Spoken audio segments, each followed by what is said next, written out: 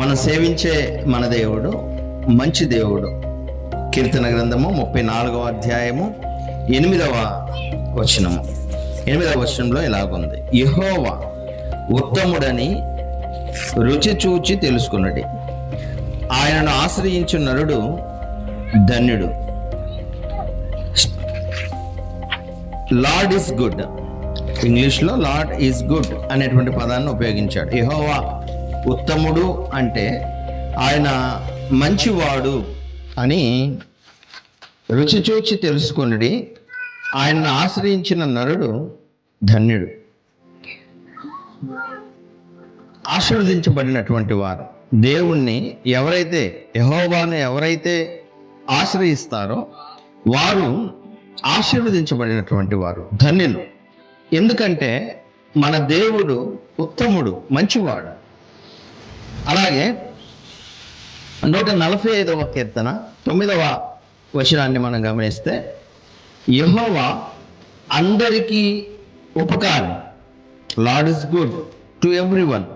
ఇది ఇంగ్లీష్లో ఆ విధంగా రాయబడింది, లార్డ్ ఇస్ గుడ్. యెహోవా అందరికీ ఉపకారి, ఆయన కనికరములు ఆయన సమస్త కార్యముల మీద ఉన్నవి. సో మనము ధన్యులము ఆయన్ని ఆశ్రయిస్తే. ఎందుకు మనం ధన్యులము అంటే ఆయన మేలు చేసే దేవుడు, ఉపకారం చేసేటువంటి దేవుడు.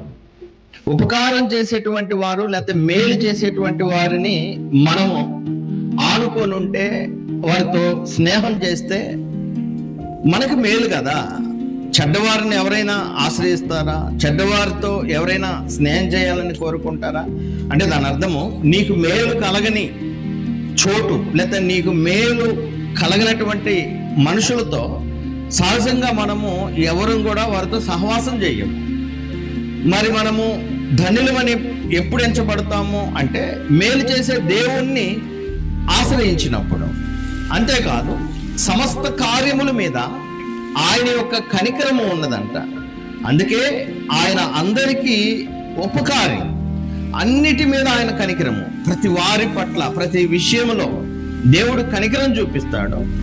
కాబట్టి ఆ కనికరాన్ని బట్టి ఆయన మంచితనాన్ని మన జీవితాల్లో కనపరుస్తాడు. కాబట్టి ఆయనను ఆశ్రయించినటువంటి మనుషులు ధన్యులు. మోషే ఒకసారి ఈ విధంగా దేవునితో అన్నాడు. నిర్గమాకాండం 33వ అధ్యాయము 18-19 వచనంలో మోషే అంటున్నాడు దేవునితో, దయచేసి నీ మహిమను నాకు చూపుమనగా. మోషే అంటున్నాడు దేవునితో మాట్లాడుతున్నాడు. బహుశా దేవుని దూత అని మనము ఇండైరెక్ట్గా దేవుడు తన దూత ద్వారా తన ప్రత్యక్షతను కనపరుచుకున్నటువంటి సందర్భం అది. దేవుడు అంటున్నాడు, నా మంచితనమంతయు నీ ఎదుట కనపరచెదను, యెహోవా అను నామమును నీ ఎదుట ప్రకటించెదను. నేను కరుణించు వాణ్ణి కరుణించెదను, ఎవని యందు కనికరపడదనో వాని యందు కనికరపడదనను.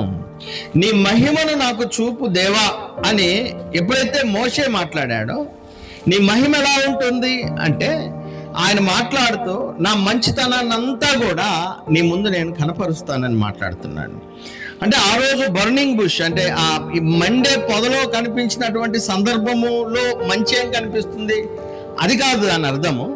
తర్వాత మోషే ఎదుర్కొంటున్నటువంటి దేవుణ్ణి ఏ సందర్భాల్లో ఎదుర్కొన్నాడో ఆయా సందర్భాలన్నిట్లో కూడా మోషే దేవుని యొక్క మంచితనాన్ని చూశాడు. ఆయన ప్రతి సందర్భంలో కూడా దేవుడు మోషేకు తన మంచితనం అంతటిని దేవుడు కనపరిచాడు. చాలా సంవత్సరాలు మోషే తన ప్రజలైనటువంటి ఇశ్రాయేలీలను విడిపించి వారిని నడిపిస్తూ అరణ్య మార్గంలో ఉన్నప్పుడు దేవుడు వారి పట్ల చూపినటువంటి కార్యాలు, వారి మధ్య చేసినటువంటి పనులు, ఆయన చూపిన మహాత్యము, వీటన్నిటిలో కూడా దేవుని యొక్క మంచితనము కనపరిచాడు ఆయన మోషేకి. సో మోషే అర్థం చేసుకున్నాడు, దేవుడు మంచివాడు, ఆయన మంచివాడు. అందుకే 1 యోహాను 1వ అధ్యాయము 5వ వచనంలో ఈ విధంగా రాయబడింది. 1 యోహాను 1వ అధ్యాయము 5వ వచనం, మేము ఆయన వలన విని మీకు ప్రకటించు వర్తమానమేమనగా దేవుడు వెలుగై ఉన్నాడు. ఆ వెలుగు దగ్గర మీరు మంచితనాన్ని పెట్టుకోండి. దేవుడు వెలుగై ఉన్నాడు, ఆయన యందు చీకటి దగ్గర చెడు పెట్టుకోండి. చీకటి ఎంత మాత్రమును లేదు. అంటే దేవుని దగ్గర మంచితనం తప్ప చెడు ఆయన దగ్గర లేదు. అందుకే ఎవరు కూడా వారి జీవితాల్లో ఏదైనా అనుభవించినప్పుడు, ఏదైనా చెడుని అనుభవించినప్పుడు చెడు దేవుని దగ్గర నుండి వచ్చిందని అనుకోకూడదు. ఎందుకంటే దేవుడు మంచి చేసేవాడే, ఆయనలో మంచితనం మాత్రమే ఉంది. అలాగే దేవుడు వెలుగై ఉన్నాడు అంటే ఆయనలో చీకటి ఏమాత్రం ఉండదు. కొంచెం వెలుగు కొంచెం చీకటి ఉండదు. కొంచెం మంచితనము కొంచెం చెడుతనము దేవునిలో ఉండదు. సో ఆయన ఎలా వెలుగై ఉన్నాడో ఆయన అలాగే మంచివాడై ఉన్నాడు. ఆయన యందు చీకటి ఎలాగా లేదు, ఆయనలో చెడు కూడా అలాగూ లేదు. సో టోటల్గా మనం ఆలోచిస్తే దేవుడు మంచివాడు, మేలు చేసేటువంటి వాడు. ఆయన సమస్త కార్యాలలో తన మంచితనాన్ని కనపరిచేటువంటి వాడు దేవుడు. ఆనాడు మోషే చరిత్ర మీరు చూసుకుంటూ, మోషే తన జీవితంలో దేవుణ్ణి ఎదుర్కొంటున్నప్పుడు దేవుడు చేసినటువంటి కార్యాలు, దేవుడు మాటలు, ఇవన్నీ మనం చూస్తే దేవుడు తన మంచితనాన్ని మొత్తాన్ని అలా ప్రదర్శించాడు. ఆయన అలా కనపరిచాడు దేవుడు మోషే ముందు. సో దీన్ని బట్టి మనము ఆలోచించాలి, దేవుడు మంచివాడు, దేవుడు మంచివాడు. దేవుడు చేసే కార్యాలు కూడా మంచివి. సృష్టి యొక్క ప్రారంభం నుంచి దేవుడు చేసిన ప్రతి పని కూడా మంచిదిగానే మనం చూస్తాం. మీరు ఆదికాండము 1వ అధ్యాయములో మొత్తం మీరు గమనిస్తే 31వ వచనంలో ఇలాగ రాయబడింది. ఏం రాయబడింది? 31లో, ఆదికాండం 1:31లో, దేవుడు తాను చేసినది యావత్తును చూచినప్పుడు అది చాలా మంచిగా ఉండెను, చాలా మంచిగా ఉండెను. దేవుడు తాను జరిగించింది, తాను చేసినటువంటి క్రియేషన్ ఏదైతే ఉందో, సృష్టి ఏదైతే ఉందో అదంతా కూడా ఎలా ఉందంట? చాలా మంచిగా ఉంది. There is no bad. దానిలో ఏ విధమైన చెడు లేదు. తన సృష్టిలో మొత్తము ఆయన మంచే చేశాడు, ఆయన మంచి కార్యాలే చేశాడు సృష్టి మొత్తం కూడా.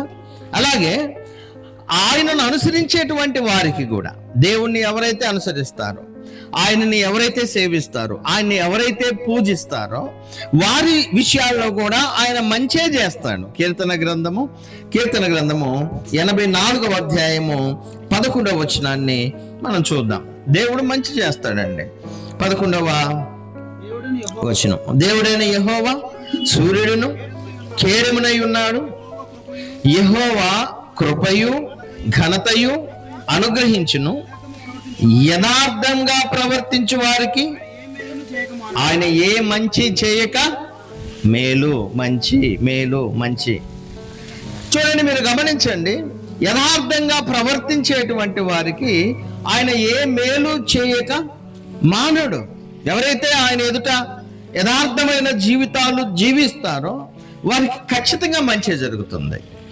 మీరు గమనించండి, నీతియుక్తమైన జీవితము, యథార్థవంతమైన జీవితము, దేవుడికి అనుకూలమైనటువంటి జీవితాలు జీవించేటువంటి వారికి మంచి మాత్రమే జరుగుతుంది. ఒకవేళ ఏదన్నా చెడ్డ జరుగుతుందంటే అది దేవుని వల్ల జరిగింది కాదు, అది వ్యక్తిగతమైన నీ యొక్క తప్పుడు నిర్ణయాల వల్ల కావచ్చు, అపవాది ద్వారా కావచ్చేమో, కానీ దేవుని వల్ల మంచి చేసేవారికి ఎప్పుడు కూడా మంచే జరుగుతుంది, కానీ చెడు జరగదు. ఆలోచన చేయాలి. చాలా మంది ఎలా ఉన్నారంటే, కొన్ని సందర్భాల్లో అనుకోని రీతిలో వారి జీవితాల్లో జరిగినటువంటి సంఘటనలు బట్టి ఇది దేవుడు నాకు చెడు చేశాడని చెప్పి దేవుణ్ణి విడిచిపెట్టి వెళ్ళిపోయేటువంటి అజ్ఞానులు ఉన్నారు చాలా మంది లోకంలో.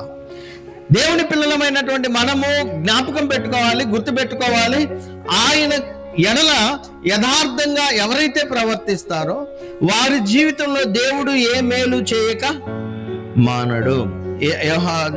జేమ్స్ చూడండి, యాకోబు కూడా ఇలాగ చెప్తాడు 17వ వచనము 1వ అధ్యాయంలో, శ్రేష్టమైన ప్రతి ఈవియు సంపూర్ణమైన ప్రతి వరమును పరసంబంధమైనదై జ్యోతిర్మయుడకు తండ్రి యొద్ద నుండి వచ్చును. శ్రేష్టమైన ప్రతి ఈవి, శ్రేష్టమైనది, మంచిది, మన జీవితాల్లో జరిగే ప్రతి మంచిది కూడా పరసంబంధమైనవై అవి జ్యోతిర్మయుడకు తండ్రి వద్ద నుండి మనకు వస్తాయి. మేలు, ఉపకారములు, యథార్థంగా ప్రవర్తిస్తే, నీతిగా బ్రతికితే, నిజదేవుడైన యెహోవాను సేవిస్తే, ఆయనను అనుసరిస్తే, అటువంటి వారికి శ్రేష్టమైన ప్రతి మంచి ఈవులు దేవుడు దయచేస్తాడు. దేవుడు ఖచ్చితంగా దయచేస్తాడు. ఇదే విషయాన్ని పాత నిబంధనలో యెహోషువ ఈ విధంగా మాట్లాడతాడు. యెహోషువ గ్రంథం 23వ అధ్యాయము 14వ వచనంలో, 23:14, ఇదిగో నేడు నేను సర్వలోకుల మార్గమును వెలుచున్నాను, మీ దేవుడైన యెహోవా మీ విషయమై సెలవిచ్చిన మంచి మాటలన్నిటిలో ఒక్కటి అయినను తప్పి ఉండలేదని మీరు అనుభవపూర్వకంగా ఎరుగుదురు. అవి అన్నీ మీకు కలిగెను, వాటిలో ఒక్కటి అయినను తప్పి ఉండలేదు. దేవుడు ఏదైతే మంచి చేస్తానని వాగ్దానం చేశాడో, మీరు నా ఆజ్ఞలు గైకొంటే, నన్ను అనుసరించి నడిస్తే మీకు ఏ మేలు జరుగుతాయి, ఏ మంచి జరుగుతాయని దేవుడు చెప్పాడో, ఆ మంచి మొత్తం కూడా ఆ ప్రజలు ఎవరైతే ఆయన మార్గాలను అనుసరించి నడిచారో, ఆయన చిత్త ప్రకారం జీవించారో, వాళ్ళు అనుభవపూర్వకంగా వారి జీవితాల్లో దాన్ని అనుభవించారు, వాళ్ళు కళ్ళారా చూశారు. యెహోషువ అంటున్నాడు, నేను డిపార్ట్ అవుతున్నాను, నేను లోకాన్ని విడిచిపోతున్నాను, లోకులందరూ పోయే మార్గంలోకి వెళ్తున్నాను. కానీ మీరు గుర్తుపెట్టుకోవాల్సిన విషయం ఏంటంటే, దేవుడు ఏ మంచి చేస్తానని మాటిచ్చాడో దానిని ఆయన మీ జీవితాల్లో నెరవేర్చాడు. ఏది తప్పిపోలేదు, మీరు అది అనుభవపూర్వకంగా తెలుసుకొని ఉన్నారు అని మాట్లాడతాడు. భవిష్యత్తులో రాబోయే తరాలు ఎవరైతే ఉన్నారో వారి జీవితాల్లో కూడా దేవుడు చేసే మంచిని అనుభవపూర్వకంగా వాళ్ళు ఎరిగి ఉండాలంటే, దేవుని యొక్క నీతి విధులు, ఆయన యొక్క ఆజ్ఞలను అనుసరించి నడవాలి అనే ఉద్దేశంతో యెహోషువ వారికి ఆ మాట చెబుతున్నాడు. సో ఇది అబద్ధం కాదు. వారి జీవితాల్లో స్వయాన వారే దాన్ని అనుభవించారు. దేవుడు ఏదైనా మంచి మాట చెప్పాడంటే, ఈ మంచి మీకు జరుగుతుంది అంటే ఖచ్చితంగా జరిగి తీరింది. అది వాళ్ళు అనుభవపూర్వకంగా తెలుసుకున్నారు. ఇదే విషయాన్ని సొలొమోను అంటాడు. సొలొమోను ఏమంటాడంటే, మొదటి రాజుల గ్రంథము 8వ అధ్యాయం 56వ వచనంలో, రాజులు మొదటి గ్రంథము 8వ అధ్యాయము 56వ వచనం, ఈయన ఏమంటాడంటే, ఎట్లనగా తాను చేసిన వాగ్దానం అంతటిని బట్టి ఇశ్రాయేలీలకు తన జనులకు నెమ్మది దయచేసిన యెహోవాకు స్తోత్రము కలిగి ఉండును గాక. తన దాసుడైన మోషే ద్వారా ఆయన చేసిన శుభ వాగ్దానములలో ఒక్క మాటైనను తప్పిపోయినది కాదు. దేవుడు శుభ వాగ్దానం, శుభం అంటే మంచిది, మంచి వాగ్దానాలు. దేవుడు తన దాసుడైన మోషే ద్వారా ఏ శుభ వాగ్దానాలను దయచేశాడో, చెప్పాడో, అవి ఒక్కటి కూడా తప్పిపోకుండా చేశాడు దేవుడు. వాట్ ఏ గుడ్ గాడ్ అండి. దేవుడు ఏదైనా ఇది మంచి జరుగుతుంది మీకు, మీరు ఇలా ఉంటే మీకు ఈ మంచి జరుగుతుందని మంచి వాగ్దానాన్ని దేవుడు ఏదైనా చేసి ఉన్నాడంటే అది జరిగి తీరుతుంది, అది తప్పిపోదు. దేవుడు మాట తప్పని వాడు.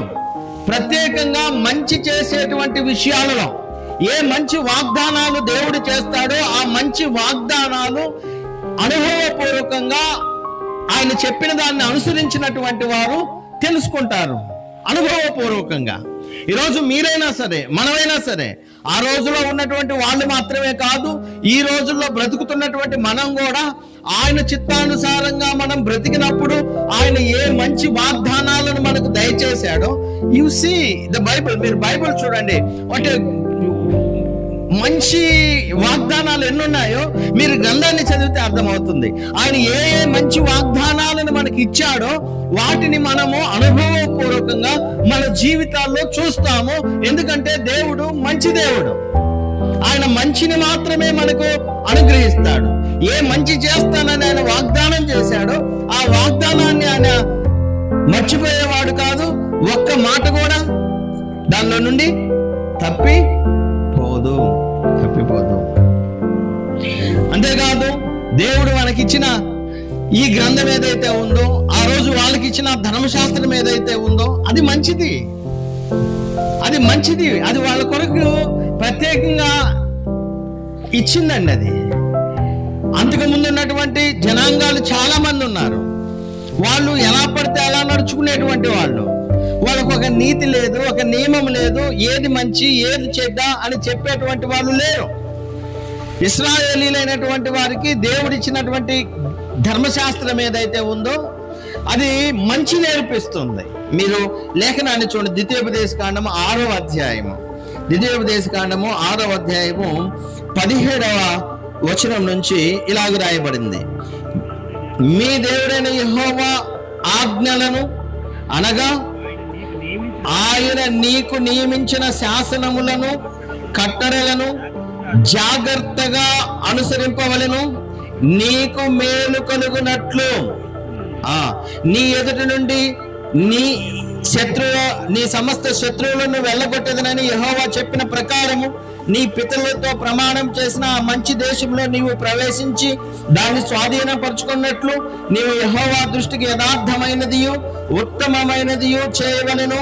మన దేవుడైన యెహోవా తనకు ఆజ్ఞాపించినట్లు ఆయన సన్నిధిని ఈ సమస్తమైన ఆజ్ఞలను అనుసరించి మనము నడుచుకున్నప్పుడు మనకు నీతి కలుగును. 25వ వచనంలో రాయబడింది. అది 25వ వచనంలో ఏముందంటే, మన దేవుడైన యెహోవా మనకు ఆజ్ఞాపించినట్లు ఆయన సన్నిధిని ఈ సమస్తమైన ఆజ్ఞలను అనుసరించి మనము నడుచుకున్నప్పుడు మనకు నీతి కలుగుతుంది, నీకు మేలు కలుగుతుంది.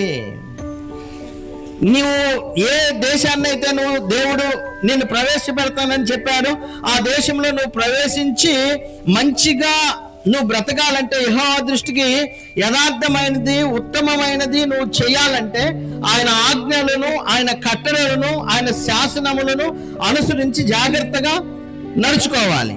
ఆయన శాసనాలు ఆయన ఆజ్ఞలు ఆయన కట్టడలు ఎటువంటివి? అవి మేలు చేసేవా కీడు చేసేవా? దేవుడు ఎవరు? మంచి దేవుడు. మంచే చేస్తాడు, మేలే చేస్తాడని ఇప్పటి వరకు మనం చెప్పుకుంటూ వస్తున్నాం. ఆయన ఏ మంచి చేస్తానని చెప్పాడో ఆ మంచి చేసే విషయంలో ఏ ఒక్క వాగ్దానాన్ని తప్పిపోయిన వాడు కాదు. ఆయన ప్రతి వాగ్దానాన్ని నెరవేర్చాడు. ఆ రోజుల్లో ఆయన ఆజ్ఞలను అనుసరించి నడిచినటువంటి వారి జీవితాల్లో వారు అనుభవపూర్వకంగా అది తెలుసుకున్నారు. రోమీలకు రాసిన పత్రిక 7వ అధ్యాయం 12వ వచనంలో కూడా ఈ విధంగా రాయబడింది. కాబట్టి ధర్మశాస్త్రము పరిశుద్ధమైనది, ఆజ్ఞ కూడా పరిశుద్ధమైనదియు నీతి గలదియు ఉత్తమమైనదియు అయి ఉన్నది. దేవుని యొక్క వాక్యము లేదా దేవుని యొక్క ధర్మశాస్త్రము పరిశుద్ధమైనది, నీతి గలది, ఉత్తమమైనది, శ్రేష్టమైంది. మంచి మాత్రమే దానిలో ఉంది. మంచి చెయ్యమని ఆజ్ఞాపిస్తుంది. నువ్వు ఏదైనా ఒక మంచిని గూర్చి తెలుసుకోవాలంటే ఆయన గ్రంథం దగ్గరికి రా. ఇది చెడు అని మీరు తెలుసుకోవాలన్నా దేవుని వాక్యాన్ని దగ్గరికి రండి. మంచి చెడుల మధ్య వివేచన జ్ఞానాన్ని ఇవ్వటానికి దేవుని యొక్క వాక్యం మనకి ఉపయోగపడుతుంది. మంచి చేయటానికి దేవుని యొక్క వాక్యం మనల్ని ప్రోత్సహిస్తుంది. పాత నిబంధన ప్రకారము ధర్మశాస్త్రము ఇశ్రాయేలీలకు ఇవ్వబడితే నూతన నిబంధన క్రింద ఉన్నటువంటి మనకు అంతకంటే శ్రేష్టమైన ఇంకా మంచి ఆజ్ఞలు ఎక్కడ ఇవ్వబడ్డాయి? నూతన నిబంధనలో. అందుకే కొరింథీయులకు రాసినటువంటి 2వ పత్రిక 3వ అధ్యాయము 7వ వచనం అంటే, మరణ కారణమగు పరిచర్య రాళ్ల మీద చెక్కబడిన అక్షరములకు సంబంధించినదైనను మహిమతో కూడినదాయను. అది మహిమతో కూడుకుందంట. ఆ మహిమతో కూడుకున్నది 8వ వచనం. ఇట్లుండగా 8వ వచనం చూద్దాం. ఇట్లుండగా ఆత్మ సంబంధమైన పరిచర్య ఎంత మహిమ కలిగదై ఉండును. పాత నిబంధన కూడా మహిమ కలిగిందేగా, అక్కడ రాయబడింది అదే కదా. పాత నిబంధన మహిమ కలిగింది, అయితే అంతకంటే మహిమ కలిగింది క్రొత్త నిబంధన. అదేగా అంటుంది. ఎట్లుండగా ఆత్మ సంబంధమైన పరిచర్య ఎంత మహిమ గలదై ఉండును. 9వ వచనం, శిక్షావిధికి కారణమైన పరిచర్యయే మహిమ కలిగినదైతే నీతికి కారణమైన పరిచర్య ఎంతో అధికమైన మహిమ కలదగును. 10వ వచనం, అత్యధికమైన మహిమ దీనికి ఉండుట వలన అంతకు మునుపు మహిమ గలదిగా చేయబడిన ఇంతకు మునుపు మహిమ కలదిగా చేయబడినది ఈ విషయంలో మహిమ లేనిదాయను, తగ్గిపోవునదే మహిమ గలదే ఉండినేలా నిలుచున్నది మరి ఎక్కువ. అంటే దీని అర్థం ఏంటంటే అంతకంటే గొప్పది అని. అది మహిమ కలిగింది, దానికి మించి మహిమ కలిగింది నూతన నిబంధన పరిచర్య. సో దేవుడు అనుగ్రహించినటువంటి పాత నిబంధన కానీ క్రొత్త నిబంధన కానీ దానిలో రాయబడిన నీతి విధులు కానీ నీతి వాక్యాలు కానీ ఆజ్ఞలు కానీ ఎంతో మంచివి, ఎంతో మేలుకరమైనవి. వాటిని ఎవరైతే అనుసరిస్తారో వారు వారి జీవితాల్లో మేలు అనుభవిస్తారు, ఖచ్చితంగా మేలు అనుభవిస్తారు. ఎందుకంటే మన దేవుడు మంచి దేవుడు. మంచి దేవుడు అంటే ఇంకా మంచిగా ఉంటుంది. అక్కడ మనకు చెడు అనిపించిన దానిలో కూడా మన మంచి కోసమే దేవుడు చేస్తాడు. ఇది మీరు ఫిక్స్ అయిపోండి. ఇక మీ బుర్రలో దేవుని గురించి ఆలోచన వస్తే ఆయన మంచి దేవుడు, ఆయన మంచే చేస్తాడు, ఆయన చెడు చేయడు, ఆయనలో మంచి మాత్రమే ఉంది. తన మంచితనాన్ని దేవుడు తన సృష్టిలో కనపరిచాడు, తన మంచితనాన్ని దేవుడు తన ప్రజలకు కనపరిచాడు. మోషేకు తన మంచితనాన్ని అంతటిని దేవుడు చూపించాడు. దీనికోసం కొంతమంది భక్తులు కూడా సాక్ష్యం ఇస్తున్నారు. ఇందాక కొంతమంది భక్తులు ఎవరు సాక్ష్యం ఇచ్చింది? సొలొమోను, మోషే, యెహోషువ, వీళ్ళు సాక్ష్యం ఇచ్చారు దేవుడు మంచివాడు అని. అలాగే మన జీవితాల్లో ఒకవేళ చెడు అని అనిపించినా కానీ దానిలో కూడా దేవుడు మంచి చేస్తాడండి. రోమా పత్రిక మనందరికీ తెలుసు, రోమీలకు రాసినటువంటి పత్రిక. దీనిలో 8వ అధ్యాయం 28వ వచనంలో ఏముంది? దేవుణ్ణి ప్రేమించు వారికి, అనగా ఆయన సంకల్పం చొప్పున పిలువబడిన వారికి మేలు కలుగుటకై, మంచి జరగటానికై సమస్తమును సమకూడి జరుగుచున్నవని ఎరుగుదుము. మనకు తెలియదండి, మనకు తెలియదు. చూడటానికి అది నష్టంగా అనిపిస్తొచ్చు, కానీ అది మేలుకే.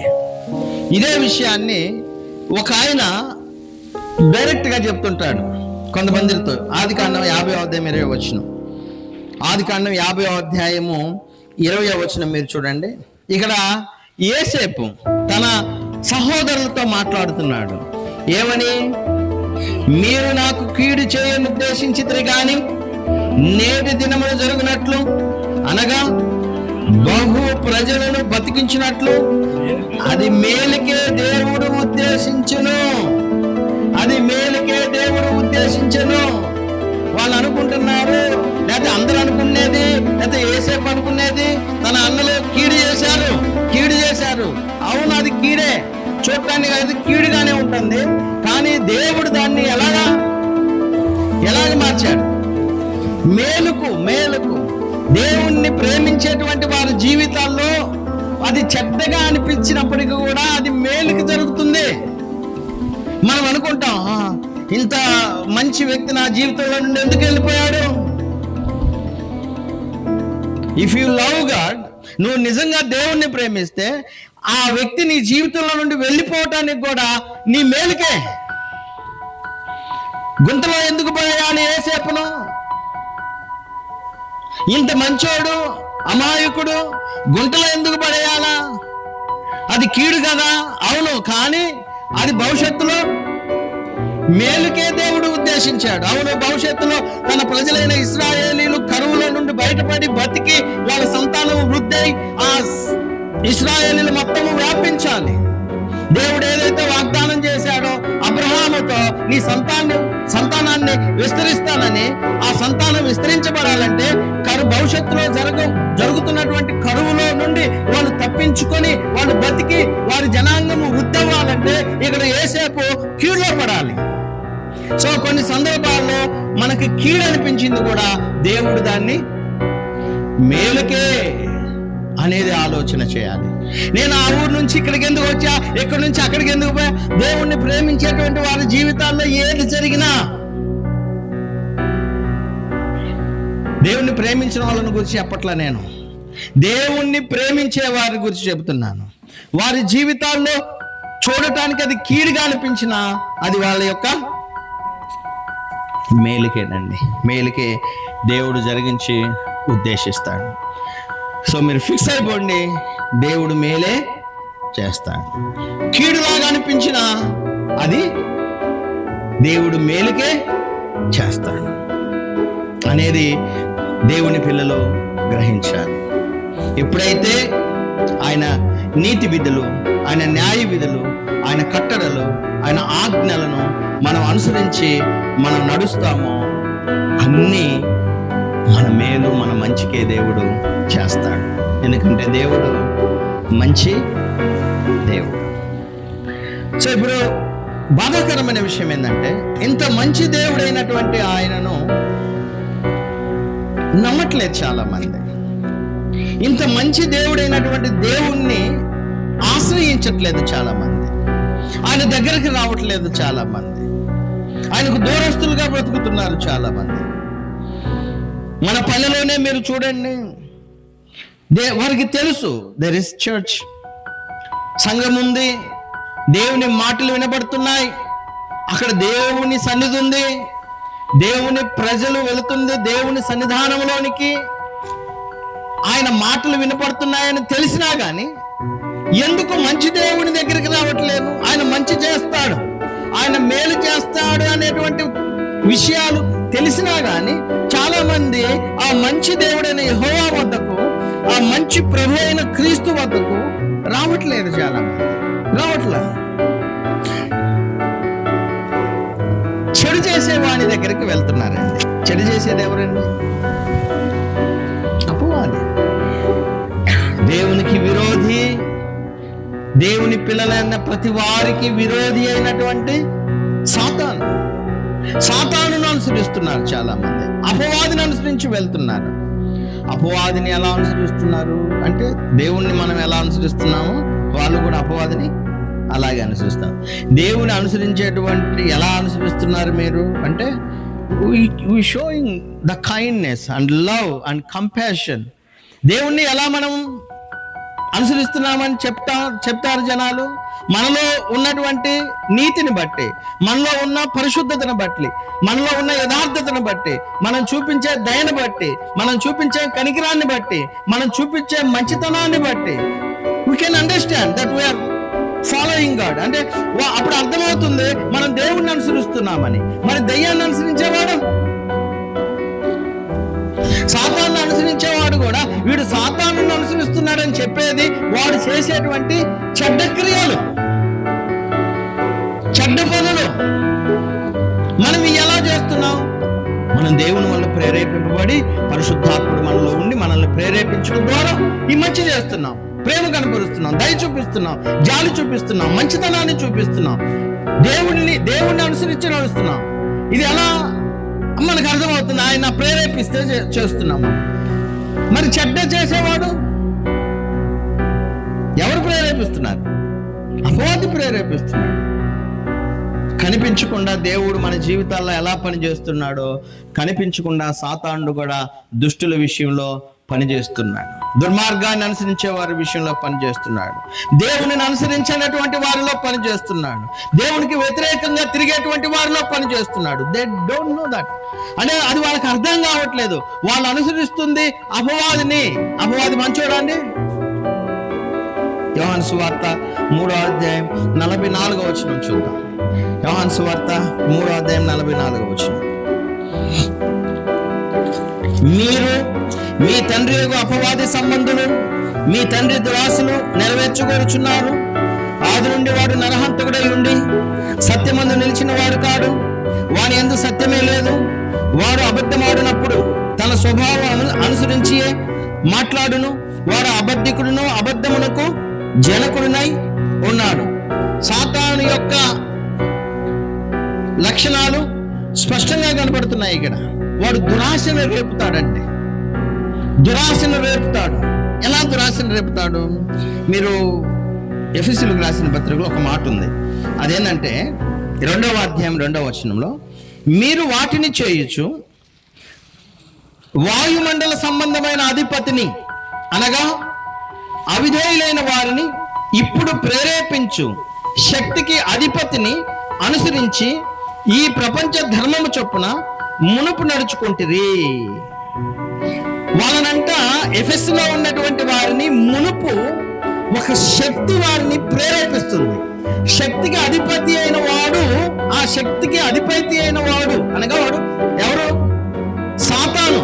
సాతాను ఆ శక్తికి అధిపతి అయినటువంటి సాతానుడి చేత ప్రేరేపింపబడి వాళ్ళు నడుస్తున్నారు. ఏమేం చేస్తున్నారు వాళ్ళు? 3వ వచనంలో, వారితో కలిసి మనందరము శరీరం యొక్కయు మనసు యొక్కయు కోరికలను నెరవేర్చుకొనుచు మన శరీరములను అనుసరించి మునుపు ప్రవర్తించుచు కళమ వారి వలె స్వభావ సిద్ధముగా దైవోగ్రతకు పాత్రులమై ఉంటిమి. ఎఫెసులో ఉన్నటువంటి వారంట ఒక శక్తికి అధిపతి అయిన వాడిని అనగా సాతానుని అనుసరించి వాళ్ళు నడిచారంట. ఒకప్పుడు వాడు వాళ్ళని ఎలా నడిపించాడు? వాళ్ళ మనసు ఎలా నడుస్తుందో, వాళ్ళ మనసు కోరికలు ఉంటాయి, వాళ్ళ శరీర కోరికలు ఉంటాయి. వాళ్ళ మనసు, వాళ్ళ శరీరం యొక్క కోరికలు, దురాశలు ఏవైతే ఉంటాయో ఆ దురాశలను అనుసరించి నడుచుకుంటారు. ఆ దురాశలను వాళ్ళలో ప్రేరేపించేది ఎవరు? సాతానండి. వాళ్ళల్లో ఆ దురాశను ప్రేరేపించేవాడు. అందుకే మీరు అపోస్తుల కార్యాలు చూస్తే, అపోస్తుల కార్యాల్లో ఎఫెసులో జరిగిన ఒక సంఘటన ఏం జరిగిందంటే, ఒక వ్యక్తి జనాలందరినీ గుంపు కూర్చాడు. జనాలందరినీ గుంపు కూర్చి, ఇదిగో ఈ భూలోకాన్ని తలకిందులు చేసేవాళ్ళు ఇక్కడ కూడా వచ్చి ఉన్నారు, వీళ్ళని ఏదో ఒకటి చేద్దాం రాండి అని వాళ్ళందరూ గుంపు కూడా వచ్చారు. వాళ్ళని సువార్త చెప్పలేకుండా పౌలును ఆపటానికి ప్రయత్నం చేశారు. ఎందుకు ప్రయత్నం చేశారు? ఎందుకు ఆపాలన్నారు అనుకున్నారు వాళ్ళు సువార్తని? ఎందుకు ఆపాలనుకున్నారంటే వాళ్ళు అప్పటికే ఒకరిని అనుసరించి నడుస్తూ ఉన్నారు. అప్పటికే వాళ్ళు ఒకరిని అనుసరించి నడుస్తున్నారు. అప్పటికే వారిలో కొన్ని దురాశలు ఉన్నాయి. ఎప్పుడైతే సాతానుని వాళ్ళు అనుసరించి నడుస్తూ ఉన్నారో, ఆ రోజుల్లో అర్తమి అనే ఒక మహాదేవి అని చెప్పబడే ఒక గుడి లేకపోతే ఆ విగ్రహాన్ని అనుసరించి నడిచే వాళ్ళు ఒకప్పుడు వాళ్ళకి దానివల్ల లాభం వస్తుంది, డబ్బు సంపాదన వస్తుంది. వాళ్ళకి దురాశ అండి. చెడు చేయటానికి ప్రేరేపించే సాతాను మనుషుల్ని దురాశలోకి నెట్టివేస్తాడు. ఒక పక్క సువార్త చెబుతుంటే సువార్తను అడ్డగించారంటే కారణం ఏంటంటే వీళ్ళు అపవాదిని అనుసరించి నడుస్తున్నారు కాబట్టి వీళ్ళలో దురాశ ఉంది. ఆ దురాశ ఏంటంటే వెండి గుళ్ళు చేయటం వల్ల డబ్బులు వస్తాయి. ఇప్పుడు ఈ సువార్త నమ్మితే మనకి వెండి గుళ్ళు పని లాభం పోద్ది. కాబట్టి ఈ సువార్తను ఎలాగైనా ఆపాలి. సో సాతాను చేసే పని ఏంటంటే మన హృదయాలను ప్రేరేపించి మన మనసు, శరీరపు కోర్కెలను తీర్చుకునేటట్లుగా దురాశను ప్రేరేపిస్తాడు. మనలో దురాశను ప్రేరేపిస్తాడు. రెండవది వాళ్ళలో ఉన్నటువంటి మరొక విషయం ఏంటంటే వాడు అబద్ధికుడు. సాతానుడు ఎవరు అంటే అబద్ధాన్ని నమ్మేటట్లు చేస్తాడు. అబద్ధాన్ని నమ్మేటట్టు చేస్తాడు. అందుకే ఆ రోజు ఏమన్నాడంటే మీరు చావనే చావరు. ఇది నిజమా అబద్ధమా? అబద్ధం. ఎందుకంటే వాళ్ళు ఏమయ్యారు? చనిపోయారు. They died, they spiritually died అండి. వాళ్ళు ఆత్మీయంగా చచ్చిపోయారు. కాబట్టి సాతాను చెప్పేది ఏంది? మీరు చావరు. కానీ వాళ్ళు చచ్చిపోయారు. మీరు ఇవి తినిన దినాన మీ కన్నులు ఏమవుతాయి? తెరవబడతాయి అన్నాడు. నిజమండి? No, there spiritual eyes closed అండి. అపవాది ఏదైతే చెప్పాడో అది పచ్చి అబద్ధం. అపవాది మేలు చేయడానికి చెప్పడు, చెడు చేయడానికే చెప్తాడు. మనల్ని నాశనం చేయటానికే వాడు ప్రేరేపిస్తాడు. ఇది మంచి అన్నాడంటే అది చెడుదండి, ఇది చెడుది అన్నాడంటే అది మంచిదండి. సో సాతానుడు రెండవది మీ కన్నులు తెరవబడతాయి అన్నాడు, కానీ మన కన్నులు ఏమైనాయి? వారి కన్నులు ఏమయ్యాయి? మూయబడ్డాయి. కొరింథీయులకు రాసిన 2వ పత్రిక 4వ అధ్యాయం 4వ వచనంలో కూడా ఆ విషయాన్ని మనం చూస్తాం. ఏమని? దేవుని స్వరూపి అయి ఉన్న క్రీస్తు మహిమను కనపరచు సువార్త ప్రకాశము వారికి ప్రకాశింపకుండా నిమిత్తము ఈ యుగ సంబంధమైన దేవత, అపవాదిని గురించి చెప్తున్నాడు, ఈ యుగ సంబంధమైన దేవత అవిశ్వాసులైన వారి మనోనేత్రాలకు గుడ్డితనం కలగజేశాడు. ఓపెన్ అప్ అయినాయి అనుకుంటున్నారు వాళ్ళు కళ్ళు, కానీ కళ్ళు ఏమైనాయి? గుడ్డివైపోయినాయి. మనోడు సాతానుడు అదే చేస్తాడు. మీ కళ్ళు తెరవబడతాయి, రమ్యమైనవి కనబడతాయి, అందమైనవి కనబడతాయి, బట్ మీ మనోనేత్రాలు ఏమవుతాయంటే మూసుకొని పోతాయి. అంతేకాదు, మీరు మంచి చెడ్డలను ఎరిగిన వారై దేవదూతల లాంటి వారు అవుతారు. అయ్యారా అండి? దేవదూతల్లాగా అయ్యారా? షేమ్, సిగ్గు, అవమానము, భయము దాక్కున్నారు కదా. ఎక్కడ?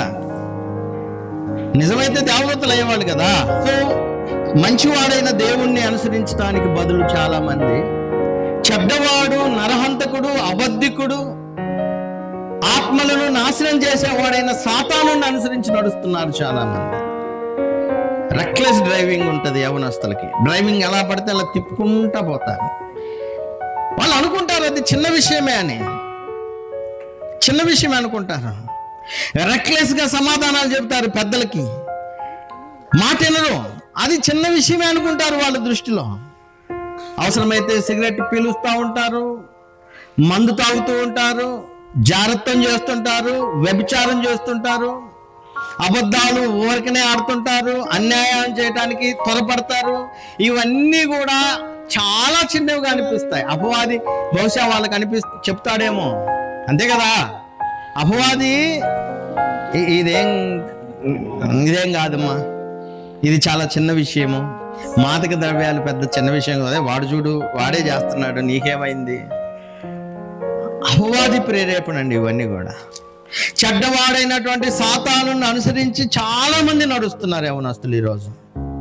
వారు తాగే సిగరెట్, వాళ్ళు తాగే మందు, వారు చేసే వ్యభిచారం, వారు చెప్పే అబద్ధాలు, వాళ్ళు తిరిగే ఎదురు తిరుగుడు, లేకపోతే వారు నడిపే రెక్లెస్ డ్రైవింగ్, ఇంక ఏదైనా సరే వారు అపవాది చేత ప్రేరేపింపబడి వాని అబద్ధం నమ్మి నరహంతకుడైనటువంటి వాడు వారి ఆత్మలను ఏం చేస్తున్నాడంటే నాశనం చేస్తున్నాడు. అటువైపు తిరుగుతున్నారు మనుషులు. ఇక్కడ మనకి మంచి దేవుడు ఉన్నాడు, అలాగే చెడ్డ ఎవరాడు? సాతాను ఉన్నాడు, అపవాదు ఉన్నాడు. మనుషులు ఎక్కువగా అనుసరిస్తుంది వాడిని. దేవుడు మంచివాడు.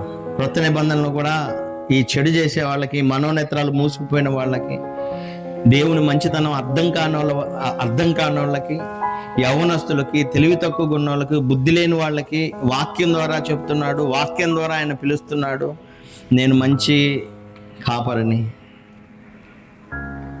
నా గొర్రెలు నా స్వరాన్ని వింటాయి, నేను వాటికి జీవం వాటికి, నా గొర్రెలకు జీవమును కలుగుటకు అది సమృద్ధిగా కలుగుట నేను వచ్చాను. దేవుడి ఎన్ని మంచి గుణాలండి. మీరు నా దగ్గరికి రండి, మీకు నిత్య జీవాన్ని ఇస్తాను. మీరు నా స్వరాన్ని వినండి, నేను సరైన మార్గంలోనికి మిమ్మల్ని నడిపిస్తాను. జీవజలపు బుగ్గలోనిది ఉచితంగా మీకు త్రాగనిస్తాను. మీరెవరూ నశించుట నాకు ఇష్టం లేదు, మీరందరూ మారు మనసు పొందాలని ఆలస్యం చేస్తున్నాను. దేవునిలో జీవం ఉంది, దేవునిలో నిత్య జీవం ఉంది. దేవుణ్ణి, మంచి దేవుడు మనకి శాంతికరమైన జీవితాలు ఇస్తాడు. మంచి దేవుణ్ణి అనుసరిస్తే నిరీక్షణ కలిగినటువంటి వాళ్ళంగా ఉంటాం. మన దేవుణ్ణి, ఆ మంచి దేవుణ్ణి అనుసరిస్తే ఆయన ఎలా ఉన్నాడో అలాంటి మంచి మనసు, మంచి హృదయము, ప్రేమతో నింపబడినటువంటి జీవితాలు మనకు ఉంటాయి. మంచి కుటుంబాలుగా మన కుటుంబాలు మారుతాయి. ఆ మంచి దేవుణ్ణి విడిచిపెట్టి అపవాదిని అనుసరించొద్దు. వాడు చెడ్డవాడు, నరహంతకుడు, అబద్ధికుడు, ఆత్మలను నాశనం చేసేవాడు. మీరెవరైనా క్రీస్తులో ఉన్నటువంటి మీరు మీ యవనస్తులను దయచేసి గుర్తుపెట్టుకోండి. యవనస్తులను ఇప్పుడు ప్రేరేపిస్తున్నటువంటి సాతాను బంధకాల నుండి వాళ్ళని బయటకు తీసుకురావడానికి మీ వంతు మీరు కృషి చేసి ఈ మంచి దేవుని వద్దకు మీ యవనస్తులను తీసుకురావాలని వాక్యం ద్వారా హెచ్చరిక చేస్తూ, అలాగే ఈ మంచి కార్యక్రమం ద్వారా వాక్యాన్ని చెప్పేటువంటి అవకాశాన్ని కల్పించినటువంటి సహోదరులు నారాయణ, అలాగే వారి కుటుంబానికి, చేరువచ్చిన మీకు, దైవజనులకు నా హృదయపూర్వకమైన వందనాలు తెలియజేస్తూ ముగిస్తున్నాను.